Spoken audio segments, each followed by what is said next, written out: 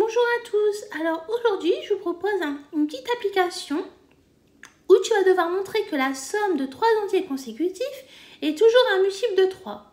Je t'invite bien sûr à utiliser la définition de ton cours, j'espère que tu t'en souviens, qui nous dit quoi? Que si A est un multiple de B, ben ça veut dire qu'il existe un entier relatif K tel que A est égal à K fois B. Donc, je t'invite vraiment à utiliser la définition pour t'aider à démontrer ce que je viens de te demander dans l'application. Je t'invite donc à le faire, donc de mettre la vidéo en pause et lorsque tu auras terminé, de mettre la fonction play afin de pouvoir voir la correction avec les explications. Je suppose que tu as eu le temps de faire cet exercice, donc nous allons corriger cela ensemble. Donc lorsqu'on te dit montrer que, ça veut dire que nous on attend à avoir une démonstration. Donc la première chose que je vais t'écrire, c'est démonstration. Comme ça, tu te souviens que lorsqu'on te demande de dire montrer que, c'est-à-dire que tu vas devoir faire une démonstration, c'est-à-dire un raisonnement, afin d'arriver à une conclusion. Et la conclusion ici, c'est de montrer que la somme de 3 entiers consécutifs est toujours un multiple de 3. Donc, comme on nous dit déjà, montrer que la somme de 3 entiers consécutifs, donc ça veut dire qu'on va supposer qu'on a 3 entiers. D'accord? Donc ici, on va prendre des entiers naturels. Donc, ça nous donne soit 3 entiers naturels consécutifs, parce que dans l'énoncé, on nous demande de montrer avec 3 entiers consécutifs, qui peuvent s'écrire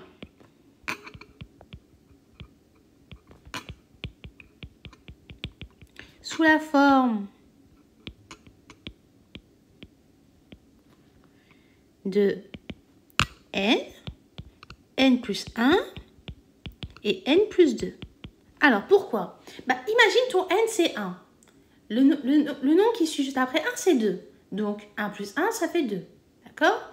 Maintenant, le nom qui suit juste après 2, c'est 3. Donc, si tu fais 2 plus 1, ça fait bien 3. Mais si tu reprends ton nombre de départ pour arriver à 3, tu fais bien 1 plus 2. Et ça fait bien 3. Donc, voilà. Donc, si tu veux généraliser, tu prends ton nombre de départ, c'est n. L'entier suivant, c'est n plus 1. L'entier d'après, c'est n plus 2. Voilà, 3 entiers naturels consécutifs. On nous dit quoi? La somme de 3 entiers consécutifs. Donc, on va effectuer la somme. Donc, on va écrire en effectuant leur somme, virgule, on a, donc on veut quoi? N plus 1 plus n plus 2. Donc, en fait, ici, en vrai, tu n'es pas obligé de mettre les parenthèses. Mais, pourquoi je mets les parenthèses? C'est pour que tu arrives à visualiser que c'est vraiment par rapport aux 3 entiers consécutifs. C'est-à-dire, le n là, ça correspond à celui-là. Le n plus 1 qui est là, c'est celui-là. Et le n plus 2, ça correspond à celui-là. Donc, voilà, on a fait la somme de 3 entiers consécutifs. Donc, maintenant, ici, si tu veux, pour l'étape d'après, on va les retirer. Comme ça, on va pouvoir simplifier notre calcul. Ce qui va nous donner n plus 1 plus n plus 2. Donc, comme tu sais, arrivé à ce stade-là, tu vas devoir regrouper les n ensemble et les nombres ensemble. On remarque quoi? On remarque ici, regarde, hop, on a n plus n plus n. Donc, ça veut dire qu'on a 3 fois n. D'accord? Ensuite, on remarque quoi d'autre? On remarque qu'on a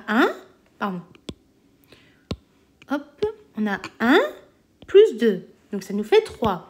Donc, on va écrire plus 3. D'accord? Donc, jusque-là, ça va. Or, nous, on cherche quoi?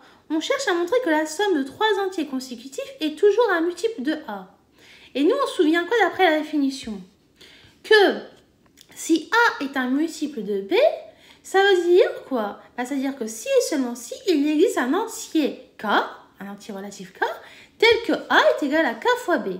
Donc, ce qu'il faut faire là, c'est de factoriser, mettre toute cette forme-là sous la forme d'une factorisation en faisant 3 fois quelque chose et qui nous donne 3n plus 3.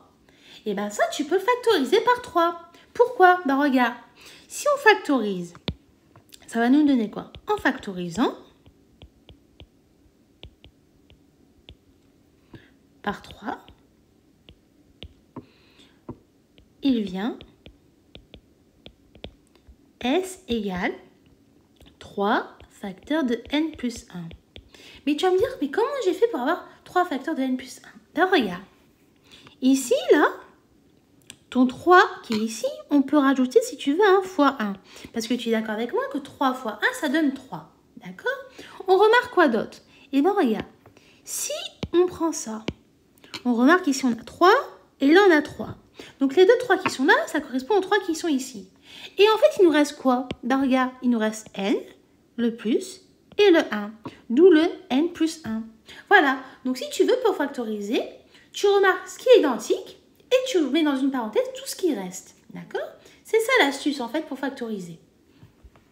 Or, là, si on continue notre démonstration, qu'est-ce qu'on pourrait dire? Or, n plus 1, ça appartient aux entiers relatifs. Ce qui est évident. D'accord? Ensuite, on pourrait dire quoi? Bah, d'après la définition, on pourrait dire quoi?